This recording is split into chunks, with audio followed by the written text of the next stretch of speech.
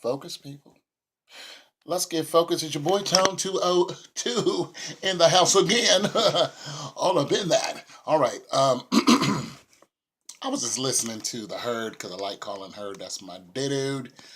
And he was talking about LeBron James. Now, if you guys who okay, for one, you people who come to my channel and you're not a subscriber, you're like new to the channel. Let me reiterate, I haven't watched a full basketball game since like 1995. And I don't care. Okay, I haven't watched a full football game in probably another 10, 15 years. I just not a whole football game, like pieces of it, yeah, but I just don't buy into it. That's why my channel is I talk about everything. I talk about God, I talk about demons, angels, I talk about UFOs, I talk about the military, and I also talk about how the NBA and NFL is fixed. I talk about how all sports are fixed in some way or another. But I am no way, no shape, form, or fashion an aficionado on sports. I will never claim that because I don't give my time to it. I just don't care. Now, I may no underwear. I may watch pieces of highlights or of a game just to get a better perspective. This channel is all about perspective and pretty much why I think the NBA, the NFL, or whoever, track and field, or whoever is fixed. Okay. Then I take the perspective on individuals, and we have always looked at Kobe Bryant, uh, Kareem Abdul, Barkley. We've always, Paul Pierce. We've looked at always looked at people and compared them to Michael Jordan, and of course LeBron James, who is the current reigning best player in the game. Let me tell you something. The way I feel about Michael Jordan. I was a fan of Michael Jordan's talent. I ain't have nothing against him personally. I'm sorry about his dad. That was really messed up. I did a report on that. Check it out. But he like. I mean, the man was extremely talented until he played for the Wizards. He was extremely talented. But I see around there is when I started thinking that something was wrong with basketball. When he started winning all those championships, and I was like, okay, cool. But then I was like, something's not right here. And then when I saw all the propaganda that was behind him, and the finances, the way the finances was moving within the game, within the league, it disinterested me, past tense, because I just started having ambivalent feelings when it came down to the championship games. I was like, why why are the championship games now always going to game 7? Used to have some shutouts. Some teams weren't even qualified, weren't even closely qualified to beat the other team. The other team would just wipe them out. Game 3, game 4, it was over. But now they all go to game 7. And I was just like, that's money right there. They're fixing the games. Nonetheless, when I look at Jordan, and I was always amazed how he can jump from the key and just slam the ball like, damn. Of course, his, jump shots and all that. But I was also impressed with like Dr. J. I was impressed with Larry Bird. So I wasn't per se a Jordan fan. I'm just not that diehard dude. However, I am a LeBron James fan. But when I say fan, let's not take it out of context. I am not a fanatic of him because of what he does so much as an individual. I'm a fan of him because of what he does with a team. When he is on the court, the team itself is so much better than when Michael Jordan was on the court. When Michael Jordan was on the court, all eyes were on him. Made him a ball hog. He knew that. He knew that money was in whatever he did. He knew that the people came there really to see him. I was interested in the worm because the worm could go up and get a rebound off of, the mailman, and he was almost 7 feet, but the worm was like 6'6". So I was interested in how is this dude getting all these rebounds? Like, I was so impressed with that. And then to come to find out that he had the best rebounds in the game, period. There was Mutombo, 7'3". No, the worm was going to get that ball. I wasn't so much interested in Scottie Pippen, even though I knew Scottie Pippen had a role to play there. I always felt sorry for him because I felt he was overshadowed. Because of Jordan, it was always give Jordan the ball. And rightfully so. He's the best player on the team, but nonetheless, it automatic led him into ball hogdom. And it just didn't seem like a team to me. It seemed like it was the Michael Jordan show all the time. You know what I'm saying? It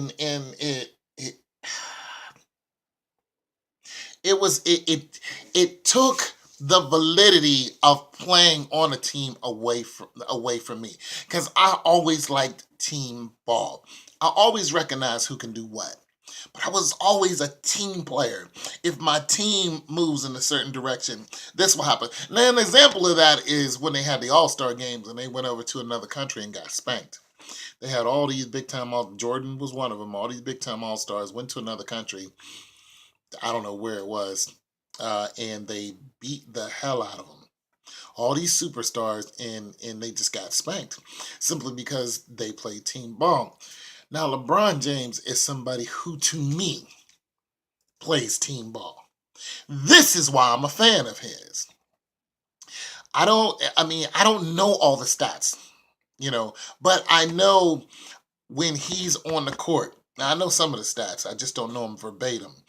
But I know when he's on the court, the team operates better. The defense of the whole team is better. The scoring points of the whole team goes up. When LeBron James played for Cleveland, they were winning 52 plus games. When he stopped playing for Cleveland, they were winning 20. As a team player, LeBron James is the best player to me. Now, we can have this argument all day. Michael Jordan was the flashiest player, and that's just it. He was flashy. Kobe Bryant was a ball hog too. He was a flashy dude, and there is some flash needed, I guess, when you're the major ticket, draw. But, when I looked at Magic Johnson, I never looked at Magic Johnson as the flashy dude. As a matter of fact, Magic Johnson was more popular for not being flashy. You know what I'm saying? Magic Johnson was more popular for the assists. He would give the ball to somebody else. Like, here, take the ball, shoot it. That's what he did. I enjoyed that because he capitalized on teamwork. You know what I'm saying? It was like, I know this other player needs the ball. I'm going to give them the ball. I'm going to be the best at giving this ball to the player who makes these points. That is a team. That is a subsegment of a segment that equals team. I just never got that from Michael Jordan. I never did. You can call me old-fashioned. That's cool. I'm an old dude. I'm 50. But I come from a background of, street ball. You had your people who were really, really good, but nonetheless, even when we played street ball, it was a team. When you played pickup and you picked the person you wanted, you knew who could play as a team. And you knew who was a ball hog. And the majority of the time, you did not pick the ball hog because you weren't going to get the ball. You weren't going to be able to showcase what you can do and what your team can do. What was going to happen is that ball hog was going to ask for the ball every time. And every time they get the ball, it was going to the hub. And it's just like, it's boring. So I'm going to listen to some of the stuff Colin Hurd says, because this argument continues because of Jordan's 6 championships. But when I look at LeBron James going to championship games or the playoffs, 7 times straight, he's just so much. He just carries his team so much better. So let's listen to what Summer Hurd says. For those of you who are still with me, let's get focused, people. We need to really get focused. And another thing I want to add before this comes on is LeBron James has 7 years left to play. He's what, 32, 33? He's been playing for 14 years. He's got 7 years left he's going to play if his wife doesn't pull him out of there first, which would not surprise me, and I would not blame her. Nonetheless, there is a legacy that, is to be considered, but she's the wife. So, it's your legacy or your wife. I'm picking the wife, okay, all day long. So let's listen to this. Let me just give you a sense of how ridiculous all this LeBron stuff is. Yeah. Let's just take Kobe Bryant for a second, because I know it's... Now, he's talking about LeBron James resting and why. But then he gets into some numbers that add on to what I was saying. It's Michael LeBron. Let's just talk Kobe. Kobe, man, he played hard all the time. Okay, let's do this. Let's just take Kobe Bryant for a second, because I know it's always Michael LeBron. Let's just talk Kobe. Right. Kobe, man, he played hard all the time. Kobe Bryant's first season, he averaged 15 minutes a game out of high school. LeBron averaged 39 out of high school. Kobe was not asked to carry a franchise emotionally. First year, second year, third year. In fact, Shaq was there. Kobe wasn't asked for about 8 years. 8 years to carry a franchise.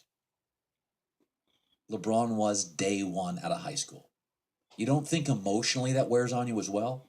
All day. Michael Jordan at 22 years old was playing 30 games a year against college hacks.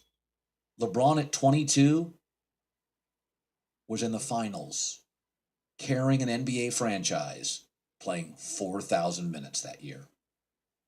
LeBron's first 7 years, not only physically, he was emotionally carrying a franchise. Yep. 18 to 25. Kobe never had to carry it. In fact, Kobe's first 2 years, he rarely played. By the time Kobe did play in his third year, it was the lockout season. It was shortened.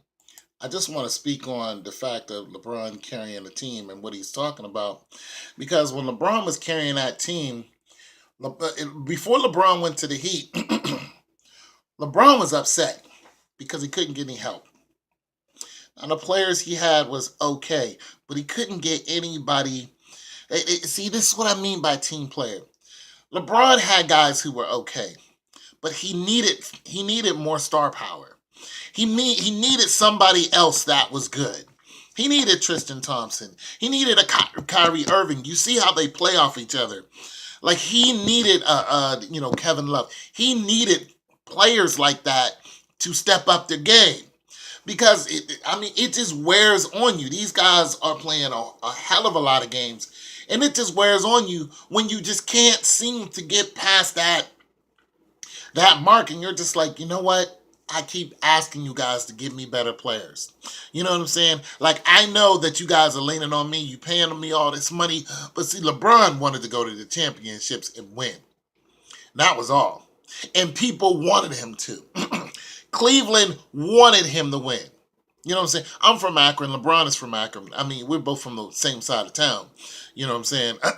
as far as where I was born, I was raised in Pittsburgh, but nonetheless, my family's from Akron. So LeBron was touted to be something great when he was in high school, before he even graduated. They already was buying him big cars. You know what I'm saying? And like I said, he's from the same side of town as my fam. Ain't nobody rich over there. This dude was driving expensive cars before he got into the NBA. They were leaning on him when this dude was just a kid. You feel me? So when he got into the NBA, and he was doing his thing, it was like, yeah, this is cool. I got money. My family's doing good. But I want to win a championship. And that's all there's to it. So he had all of that pressure on him because he couldn't get what he wanted. And this is one reason why he left. Now, I ain't going to say that in here, but let's listen to more stats. I just wanted to talk about that because I want you guys to talk about it. You know what I'm saying? You know, hit me up with some comments. Let's talk about that. And again, he had Shaq to lean on for the heavy lifting. Yeah. Because Shaq was the bigger personality. Right. 18 to 25, LeBron didn't have Shaq. He had Larry Hughes, Drew Gooden. He didn't have 14-minute nights. It was 44 minutes every single night. It made a difference. LeBron right now has played almost 50,000 minutes. That's a lot of minutes. He's already surpassed Michael Jordan. And LeBron's got 7 years left. Mm-hmm. Again, we don't measure a car on the times you open and close the door or start and stop the car. You look at the odometer. Let's get out of the games thing. Let's get to the minutes thing. LeBron has already surpassed Michael in minutes. And unlike Michael, who at 20, 21, 20, was playing 30 games a year, regional travel, against college guys, LeBron was doing national travel, often global travel. Yeah, international. Against NBA guys, 90 games, playoffs, 95 games. Right. We are way too into games and not into minutes. Mm-hmm. Okay? Well, Michael Jordan never missed a game. He should have. Michael Jordan emotionally took 2 emotional breaks from basketball because he can still play, right? We know he can still play. But a year before Michael retired the first time, he gave the Bulls no notice. He told Tim Grover, it's in Tim's book, like a year before he retired, I'm going to baseball. Selfishly didn't tell anybody. And he sucked. We got mad at LeBron because when he went to Miami, he held a press conference and acknowledged later he didn't know 24 hours before. Right. In fact, Stephen A. Smith was close to the Maverick Carter camp, the LeBron camp, and Stephen A. Smith swears, trust me, I'd have broken the story days earlier. I could only break it an hour earlier because LeBron didn't know. Right. Michael knew a year out and retired. That's when he went to Miami. So this reshaping of Michael's legacy is silly. Michael went 8 years between Worthy and Pippen and winning a title, college or pro. He did miss shots, you know. But we're way too caught up in games played. I'm going to give LeBron a total pass because I don't count my coworkers. I'm not checking every hour you work. What are your totals? Yeah. What are your totals? Michael never made 6 straight finals. You don't know what a beatdown it is? I'm sorry, I said for a 7. pitching staff, which has 11. So he's going to compare it to baseball. But nonetheless, there's just some banter from the herd. He makes good points because he actually has the numbers right in front of him. He's reading the numbers right in front of him. I don't have the numbers. For those of you who like to come in on my channel and blast my channel. So there's my comparison, again, to the two. And as far as greatness is concerned, I would pick, like, who would you pick on your team? If you was playing pickup basketball. Now, mind you, you're not a scrub. Let's just say that you was a Pippen back in his day. Or, take somebody, let's say you was Larry Bird in his youth. And you saw LeBron play, and everybody's in their prime. Do a little time capsule thing. And you had just 2 more people to pick. No, 1 more person to pick. Now, you know you got mad skills. You know if you pick Michael Jordan, it's going to be give me the ball all the time. But you know if you pick LeBron James, he's going to do his thing. He's going to score. He's going to play defense. Michael Jordan wasn't the best defensive player. He's going to play defense. The whole team is just going to be brought up just because he's there. But if you pick Michael Jordan, it might go the other direction because nobody's paying you any mind. Who you going to pick? My answer is clear. I'm going to pick LeBron James all day. To me, he's the greatest player ever. And that's pretty much almost fact. I mean, you can look at championships, all day. But here's another thing to notice. LeBron James ain't done. You know what I'm saying? As far as 6 championships, he's already got 3. You know, this year it will be his 7th straight championship that he's going to. And he could win. He's only 32. I believe he's going to get all the physical help he needs now. There's nobody in their right mind going to deny him when he says, I don't want this person on my team. I want this person on my team. It's just not going to happen. Because they know he'll leave. He only has one or 2 year contracts because of that reason. So you guys let me know what you think. It's your boy Tone 202. Peace.